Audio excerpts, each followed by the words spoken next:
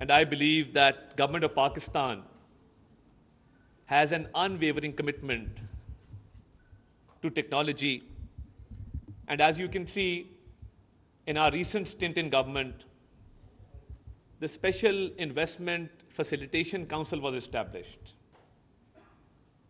Why was there a need to establish a special vehicle to attract investment in Pakistan? Just to promote ease of business. And we've gone towards whole of the government approach so that we can encourage innovation in Pakistan, we can encourage investment in Pakistan, and we as Pakistanis have a good story to tell to the world. We're the 5th largest country in the world. We've been blessed with natural resources, and our biggest resource, as Mr. Jahangir mentioned, is our human resource.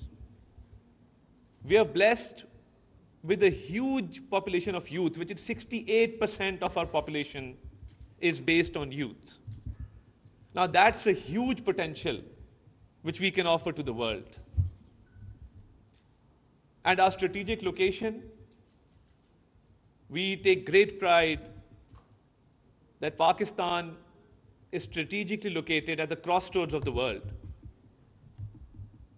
So as the government, what is our policy to encourage investments and to encourage innovation in Pakistan? It is precisely what this summit is offering, a collaboration between the public sector and the private sector. Yesterday, coincidentally, we had a cabinet meeting chaired by the Prime Minister, and we approved the public-private partnership policy framework, so that the government's job is where you have the government's job as a regulator. But I believe, being a federal minister and being one of the policy makers in government, that the most important job of the government is as a facilitator. I often forget that facilitation is our primary responsibility. And how do we fulfill that primary responsibility? That is by collaboration between the public and the private sector and by bringing in ease of business. Now, I'm well aware that Pakistan annually produces 50,000 engineering graduates every year. We have the best engineering universities in the world. Our engineering graduates are well placed globally. But unfortunately, we have not been able to reap the benefits of the semiconductor industry.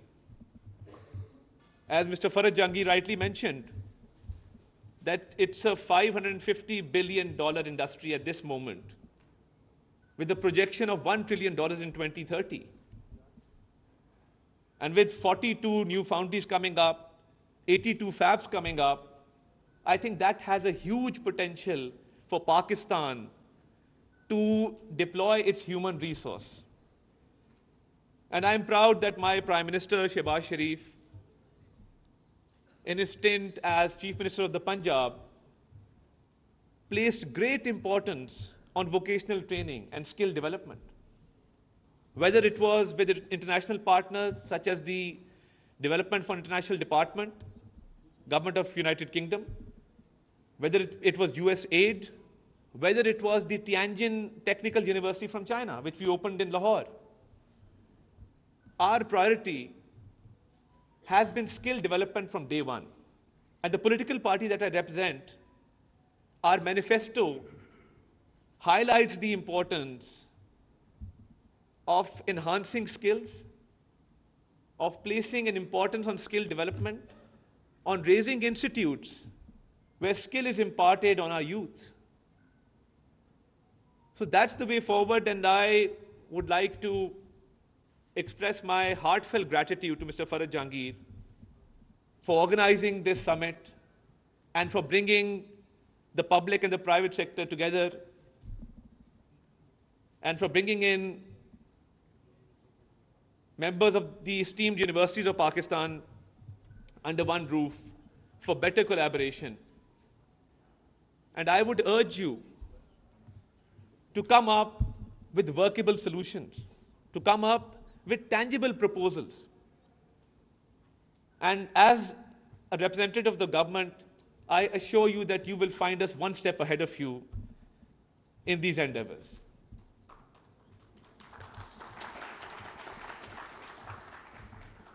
We've already had several discussions regarding the semiconductor business.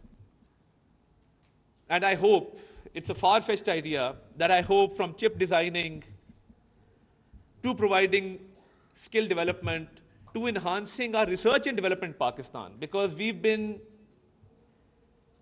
had a lot of expertise in skill development as well as research and development. So I think research and development is one area with regard to chip designing where we can contribute immensely.